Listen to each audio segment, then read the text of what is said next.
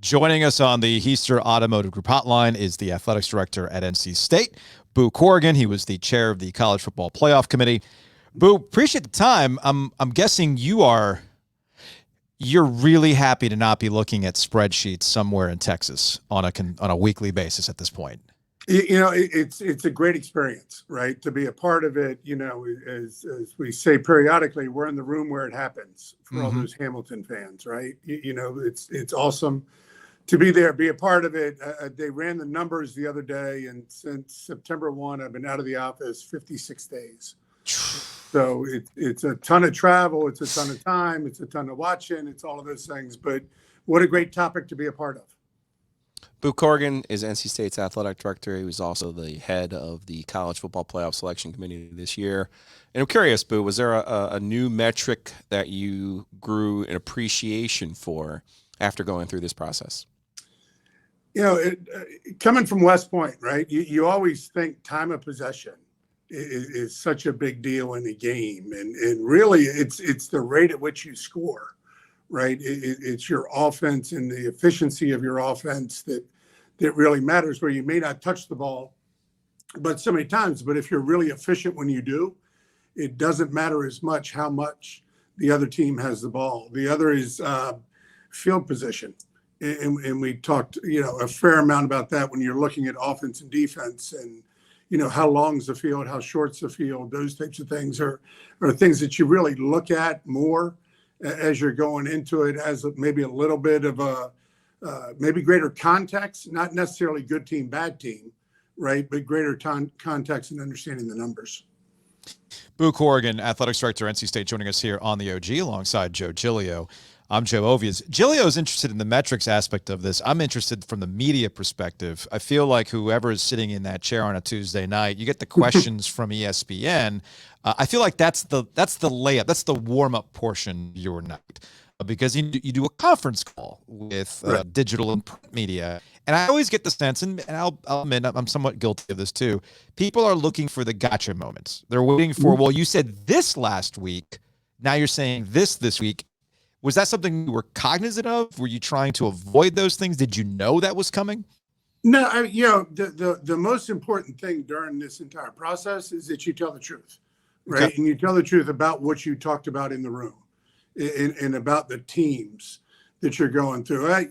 Full candor, was absolutely petrified the first time I went on with Reese. I had no idea where it was going to go. You don't have any idea what questions he's going to ask. You prepare for, an hour with people, and then you study it yourself, and then you're trying to recall everything that's going on.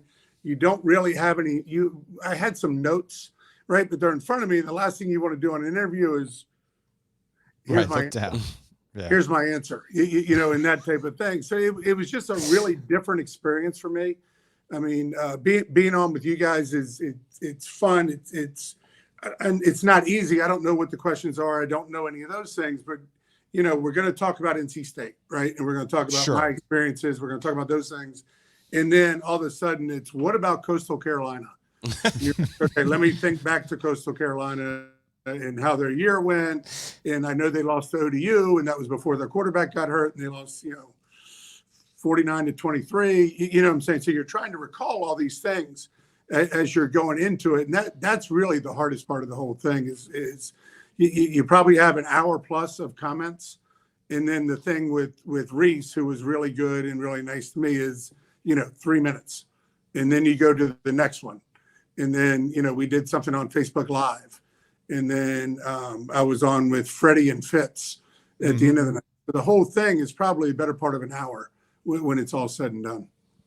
Boo Corrigan joining us here on the Heister Automotive Group hotline. That's Joe Ovias. I'm Joe Giglio.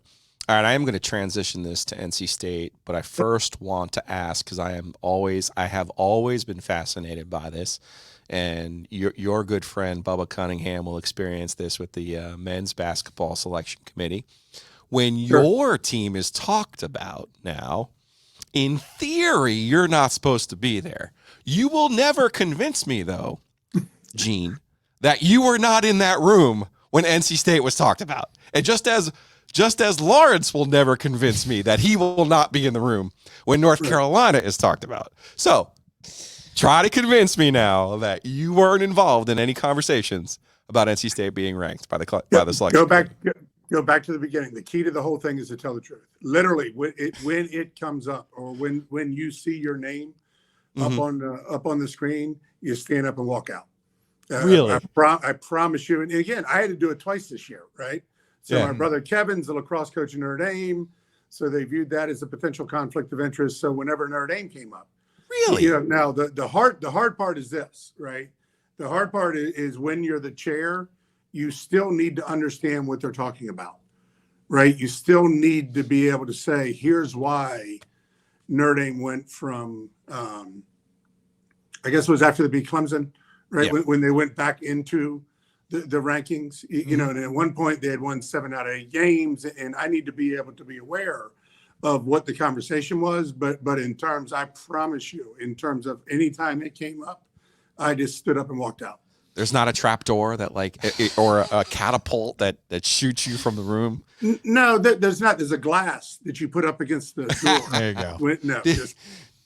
Did you have to make a Survivor-like alliance with Charlie Cobb? You're like, all right, Charlie.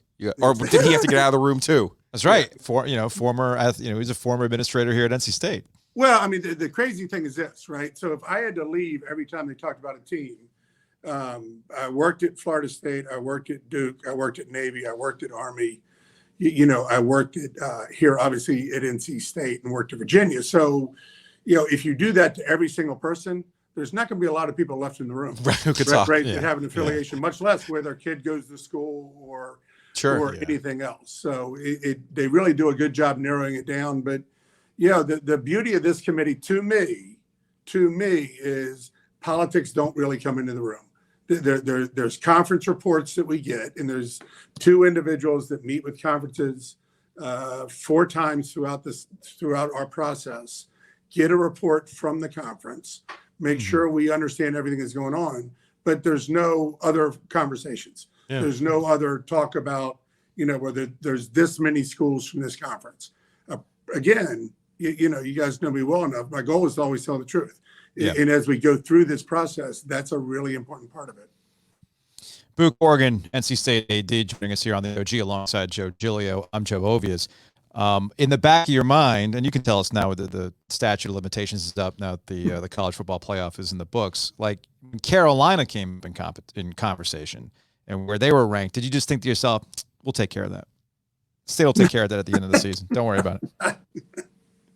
Rivalry stuff kind of coming into play now? Come on. At no point in time do we project anything that's going to happen the week after or the week after. We stay to week 10. You've heard me say it before. We stay on week 10, and that's what we do, and then we move forward. Got it. Smart man. Got it. That's the right way to go about it. Boo Corrigan is NC State's AD. He's joining us here on the OG. All right, let's get to the Wolfpack season because it certainly was adventurous. It wasn't the one that anyone probably wanted in August, but the way that it ended up at 8-4 with that win over Carolina did kind of change maybe how we look back at the 2022 season for NC State. There was so much promise going into it, and that was really based on the young men that came back, right? They probably had an opportunity at another school or probably had an opportunity to go pro, but the connection that they have and the leadership, and you've heard me talk about Grant and Isaiah before, right? Grant Gibson and Isaiah Moore, and what Devin brought and what Peyton brings in his way and what Drake Thomas brings in his way, and that connectivity. And you go down, for the Clemson game, right? And you think about, man, what if they don't score right before halftime, right? With everything that's going on, and was it a fumble? Was it not a fumble? Going out of bounds. I don't. You guys know me well enough. I don't look backwards a lot. I can tend to always look forward, and then to go up to Syracuse and play the way we did there. But that was a different Syracuse team. At week 6, week 7 of the stadium. Of the season, they were undefeated. Right. And you're in the dome. And I don't know if either one of y'all were there, and I apologize for not knowing that. But that place was loud. You know what I'm saying? Totally different vibe in there. First sellout they'd had in 15 years, whatever it is going into that. BC game was really tough, right? A bang, bang play there at the end. It's a win-lose call, right? It wasn't a projected, well, maybe this would have happened, maybe that would have happened. But literally, if the call's not made, we win the game because they've run out of downs. Instead, they do make the call. Ball gets on the 2-yard line. It was one of those years, but a lot to be proud of, right? In the way they did stick together. In a lot of teams, I get a lot of text messages after wins, after losses, everything else as we move through a season, but their ability to continue to stick together, to continue to play for each other, with each other, for their coaches, for their university, particularly going down the street there at the end was really something, and I think speaks a lot to who we are as an institution.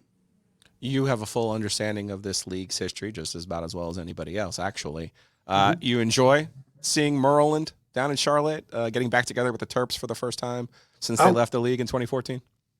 Honestly, I was a little happy about it.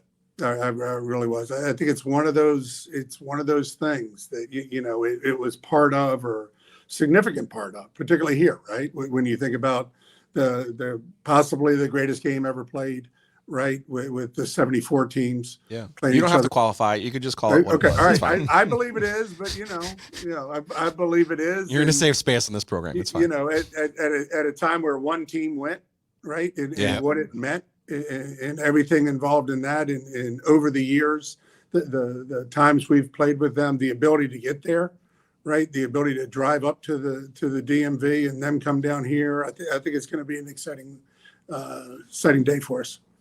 Boo Corrigan, AD, NC State, joining us here on the OG alongside Joe Giglio. I'm Joe Ovies. To go back to the College Football Playoff Committee before we wrap things up, I am curious, having now done it, how you view that job changing when it goes beyond 4 teams. When you're worried about 1 through 12, who's getting the home field advantage, who is going to get the bye weeks. How do you view that job changing in the future? Well, I think the biggest thing is whatever happens on the committee, someone's going to be disappointed, right? And whether it's the 13th and 14th team that thought they should have been, number 11 or 12, or the team that finishes, 5th or 6th thinking that they should be 4th. I think it's going to give you, greater bandwidth. I think it's all about participation, right? And more teams being able to participate in the playoffs. I'm excited for it. I think, I said it a couple of times, college football always delivers, right? I mean, you go into rivalry weekend and you're like, this is going to happen, and you're wrong across the board. Every time. Every single Right? time. You're I just wrong scream that across on the radio board. every single time. Yeah, that's the one thing I hope is not lost, right? In this whole thing is losing a weekend like that, where so many teams are playing and there's so much emotion, and the cheerleaders are there, the band's there, the alumni are there, the former players are there, and just what all that means, to college football. I really hope that doesn't get lost, but whoever's on the committee at that point, I will not be, when it goes to 12, is going to do a great job and continue to lean forward. Boo Corrigan, NC State Athletics Director, we appreciate the time. We'll talk to you later. All right, Joe, appreciate you.